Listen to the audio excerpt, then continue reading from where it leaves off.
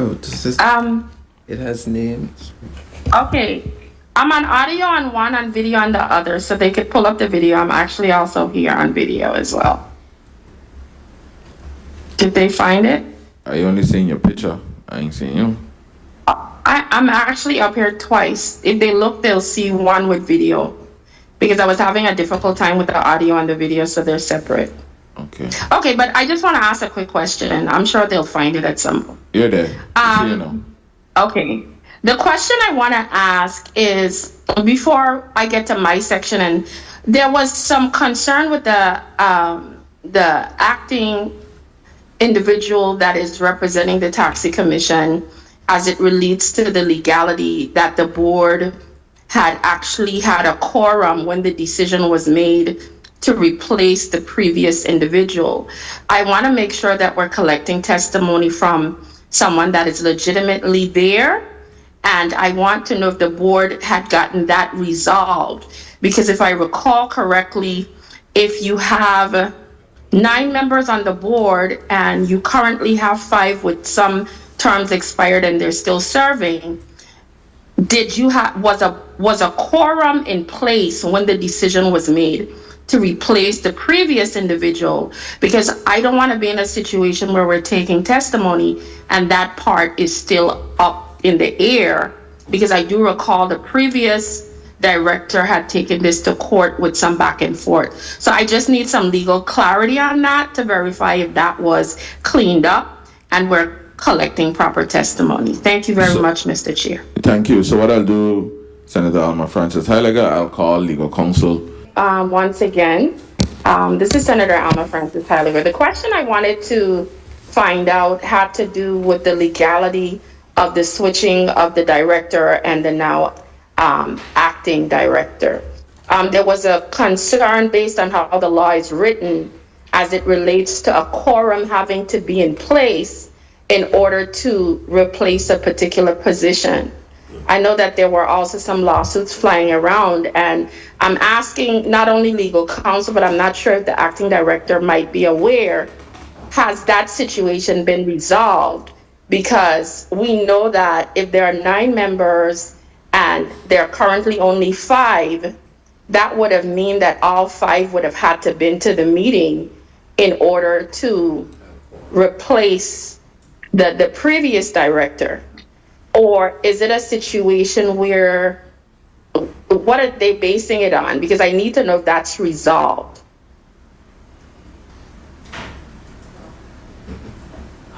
Good morning, Yeah, everyone.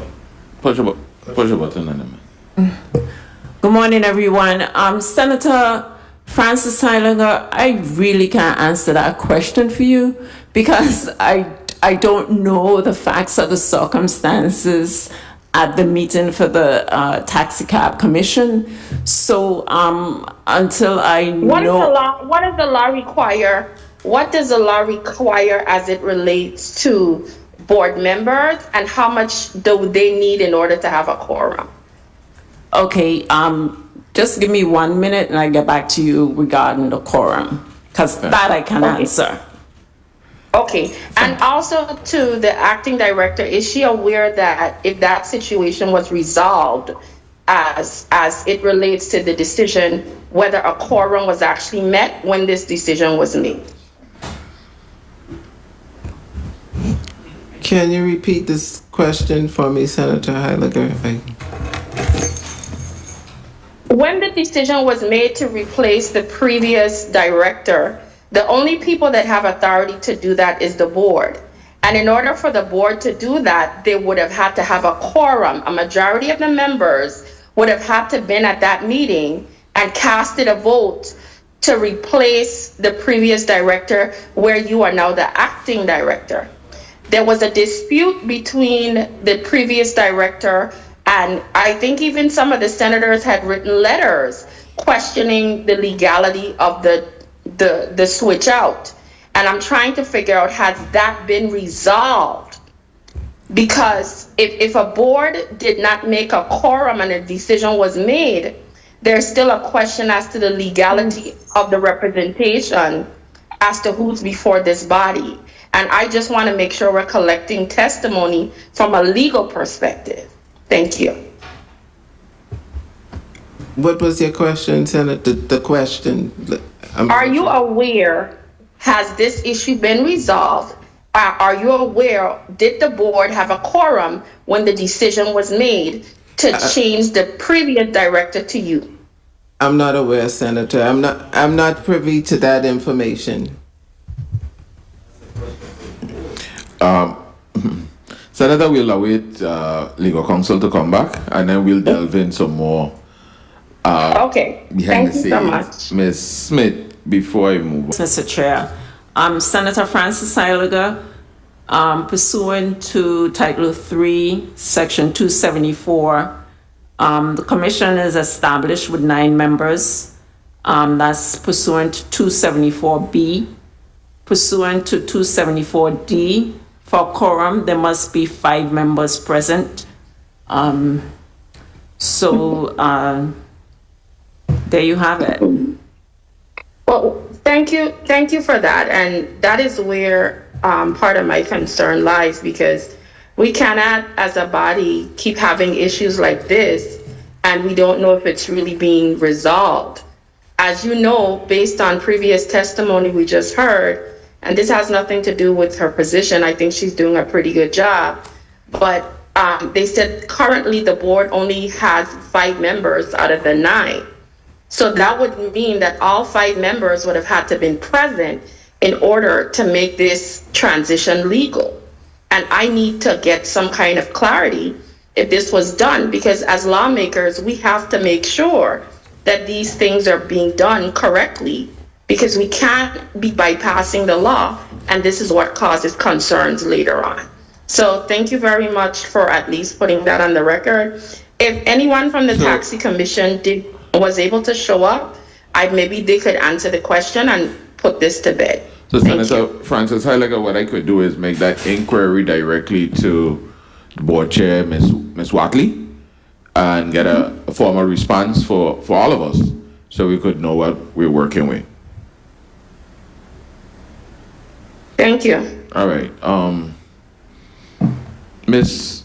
Smith. Mr. Chairman, I have a point of information. Good day to the people of the territory. My first set of questions has to do with the concern as it relates to the limousine service and some of the concerns with gypsy taxis.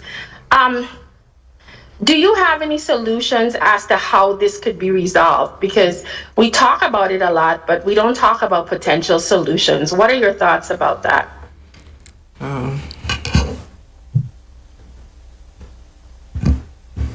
We have explored solutions to this concern, and it is a concern of the Taxi Cab Commission, the board, and myself as well.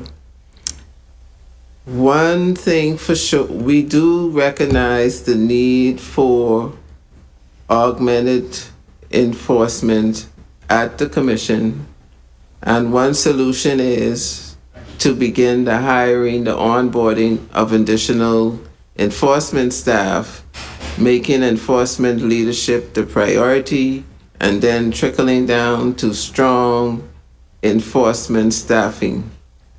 I do also think that somehow utilizing a surveillance system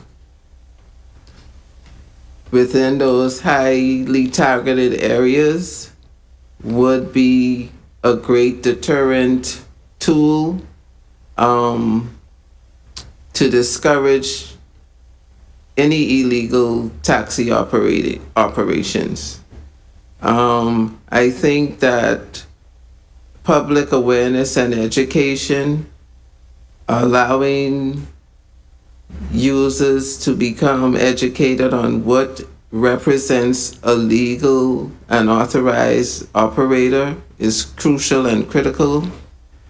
Every operator should have an operator's badge. They should possess a certificate of entitlement, a capacity sign, a dome sign, on-duty, off-duty sign, and a very visible factor they should have TP plates. So I think education and public awareness is key. I think Senator Francis mentioned it, and I agree with that. These visible factors are mitigating factors to avoiding certain infractions and keeping our community safe. And I also think fines should be given, well, to those businesses that in some way provide the offering of not services but allow these illegal operators to operate on their properties, because we are aware of some of the legal operators. So, Okay, thank you so much for that response. As it relates to the taxis that run similar to like a bus service, I personally have gotten some complaints in regards to those safaris, etc. How do you handle that, and how are they dealt with from a management standpoint outside of the other taxis that might deal with the regular standard rates versus like the dollar buses?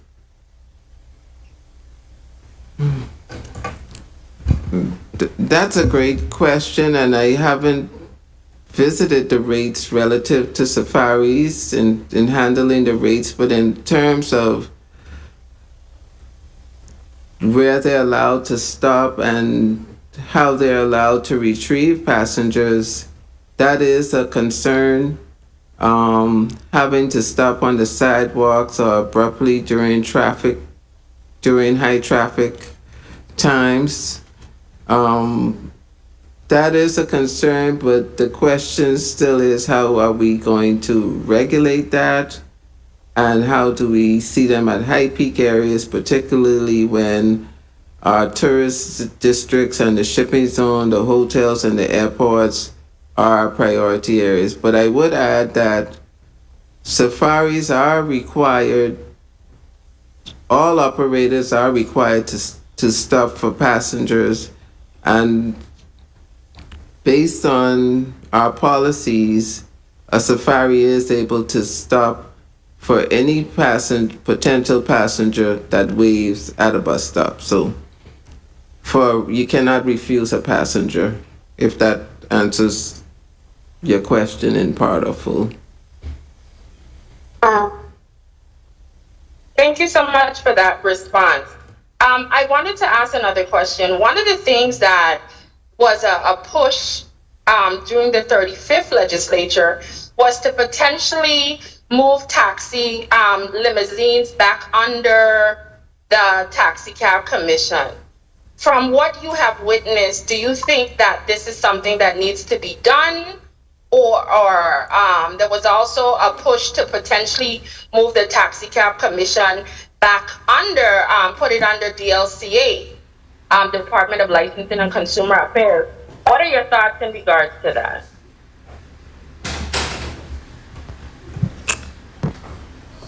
I have given some thought 1 minute. To the classification of operators. I think that there is a need to fairly define our classes of operators and to fairly also determine what is the best approach to consolidating taxi regulations, because it definitely is a operator passenger service. So I do think those services should be consolidated. What is the best avenue? Whether it should be folded into the taxi cab commission and have limousines as a separate category within the commission for collections, we have to discuss that. Or now take what was historic, rolling it into DLCA. I think we have to look at the regulatory parameters and also determine what is administratively cost effective in order to implement something of that nature. Okay. What I heard time, and I want to thank you for your direct responses. Personally, I do believe it should stay where it is and maybe merge the limousine with the taxi commission. So since it's providing services, but at the end of the day, decisions will ultimately be made. So thank you very much. And Senator, if you had looking another question, you forward may to- go ahead. No. Okay. Thank you. And I look forward to getting that information from the board. So, thank you, Senator Francis Heiliger. Good afternoon once again. I would like to thank Acting Executive Director Smith for her direct responses. The main question I want to ask is, there was a discussion earlier in regards to turning in or people submitting complaints formally. I want to know, how is that process done? Because is it done where people have to list their names, or is it done anonymously? Is it a situation where they could access a form online and fill it out and you guys get it? Because I'm trying to figure out, could it be the accessibility why you have not received any formal complaints? Or could it potentially be people might not want to put forward their names? What is the process for that? The process, we do have a complaint Speak form. directly to the mic, please. The Taxi Cab Commission. 1 minute. We have a complaint form that we utilize for each complainant. You may come into the office and or call to have a complaint form sent to you, and it's usually not anonymous because we have to investigate a complaint. So, but the anonymous. Okay. Do you think that might lend to why, because we do live in a very small community, sometimes people don't want to be pitted against each other, but they do have a legitimate complaint that they would like to bring to your attention. Do you think that potentially there could be an option where people could report these things anonymously? Maybe then you might be able to get more people filing complaints, or Time. Is it okay that people just continue just not doing it? Because I'm trying to figure out what the potential obstacles are so we could actually get to the crux of the problem. And if the general public is out there and they're the ones, and the other taxi drivers and limousine drivers, etc., are the ones seeing these things, but they're still not reporting them, how do we resolve that? Thank you very much for the additional time, and I'm sure the chair will allow her to respond on his time. Thank you. Yes. Senator, you had another question? Follow up? No. Okay. I'm good. Ms. Smith? I appreciate your recommendation, Senator Heiliger, and we will actually research an anonymous complaint process for the Taxi Cab Commission. I do agree that because we are a small knit community, persons may be reluctant to actually formally provide a complaint. So we will look into that process. Thank you. Good afternoon once again to my colleagues, to the people of the territory. Good afternoon to my staff, testifiers. My first question specifically has to do, I want to hone in a little bit more on these cyber attacks, because you're not the only governmental agency that's come before us that has said that they have dealt with cyber attacks. One thing we keep hearing is that we're not paying. I don't know why you did not come threaten island people, because they don't get no place. I don't know why, because I wouldn't pay them either. But the question I want to ask, because this has happened to you guys, from the executive branch, have you guys had a collective conversation with other agencies to see how we could potentially be shoring up the government collectively across the board? Because I know the police department, the hospital, you guys, so many different agencies has come and told us the same thing. We have had conversations with BIT, specifically I've had conversations with the governor and his chief of staff. His chief of staff is one of our technology people. Before he took that job at the court systems. So, just having conversations with them, and through their advice, they said, look, this BIT is very much more robust and hardened. So we said, well, hey, we're going to follow that pattern. We're going to put our platforms and our backbones with BIT. In addition to what we have. Was an analysis done to see how much money that was potentially lost to the lottery during that time period you guys were not functioning? And if you do have that number, did you guys come up with a contingency plan to potentially replace that funds in your budget for the year? So no, not to replace it, but within the period of time from about the 17th of March to about the 28th, 27 days, we lost between ticket sales and ticket revenue, sales, same thing, payroll expenses, fringe, costs of feed our staff and stuff like that, maybe about $1.4 million. And in terms of the recovery, as the draws progress, as long as we maintain the percentage of sales, those numbers, you don't recapture that because that's already gone. But the percentage of sales, as long as they're consistent, we're to date, I think somewhere about in traditional, I think we're somewhere in the neighborhood of about I had a number here early. In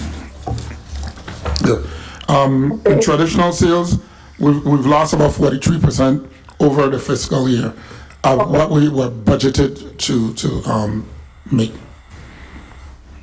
And that's just traditional. I wanted to ask a question pertaining the sales overall, because I know you guys said that you were having issue with some of the illegal games that happened throughout the territory, and you guys also had some issues with enforcement.